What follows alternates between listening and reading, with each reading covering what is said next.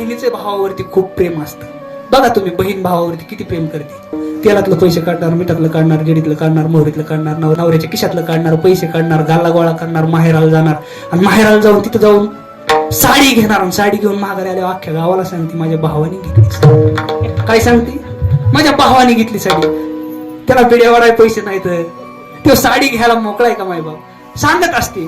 किंवा इकडूनच पैसे येणार आणि तिकडून पिवळं मणी करून आणणार आणि इकडे आणून दाखवणार. बघ माझ्या भावानी सगळ्यांना दाखवत असते माझ्या भावाने मनी केलं. त्याला मनी करा आधी, खिशात तर मनी पाहिजे तेच ना भावाकडे, तेच मनी नसते असं सांगत असते. बहीण भावाचं प्रेम असतं आणि बहीण भावांचं प्रेम असलंच पाहिजे. चोरून का होईना पण प्रेम करा.